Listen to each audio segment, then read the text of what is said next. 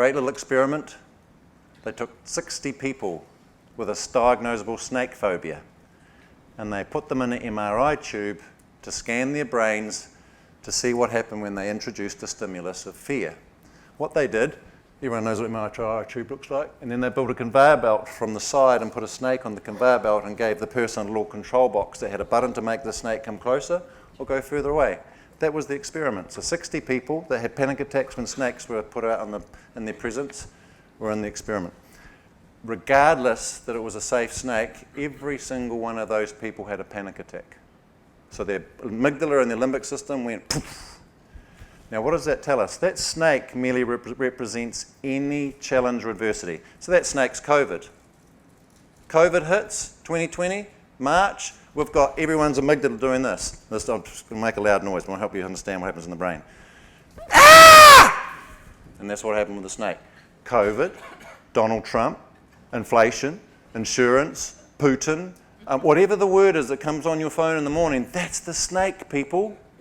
What is it doing? It's firing up your amygdala. Ah! Ah! Ah! And that's happening. Every single person in the experiment had an amygdala reaction to the snake. That tells us fear is neurological. We're wired that way. We know that, self-preservation, right? To live. Of course you have a reaction to the snake. Interesting thing is not everybody made the snake come closer. Key point. Only a few of them pushed the button and made that snake come closer even though they had this. Ah! Only a few. Most people did this. Ah! Meow! Push the button and make the snake go further away. Few did this. Ah! And they had a whole new area wake up in the brain next to the limbic system. They never found that area before. So they found something new in that study. And really what they found is the courage centre. They'd already known the fear centre was there, but they thought what would happen is people's fear would get less when they're brave, but it didn't. It stayed the same because it's a different system. So everyone had that, and only a few people had this. And when we think about it, Trump, Putin, Luxon, whatever it is, it's his name, isn't it? Whatever it is, right? COVID. Ah! Meow, meow. So they now know, and this is what they call this is the technical term from neuroscience. Courage is a neurological mediator between panic and composure. A neurological mediator between panic and composure. Best example, Ed Hillary, 21 years old. I love that guy, I read his stuff, and it sounds like he was at a barbecue in West Auckland at 21. Ed said at that meeting, or that gathering of his friends, he was going to climb Everest. 21 years old.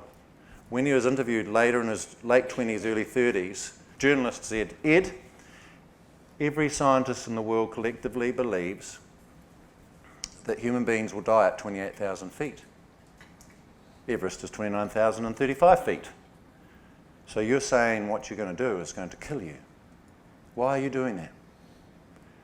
We'll all know Ed's voice.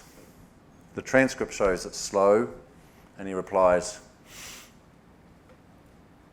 no one's ever been there.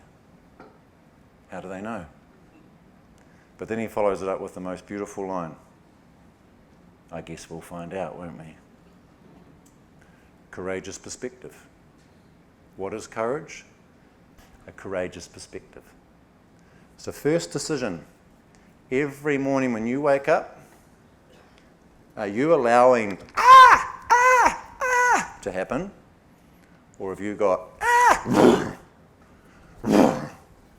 because not everybody pushed that button to make the snake come closer, which tells us courage is a habit. It's a habit. It's not neurological. We know that habits, like any habit, can be strong or they can be weak. Don't use it, you lose it. Use it every day, grow stronger.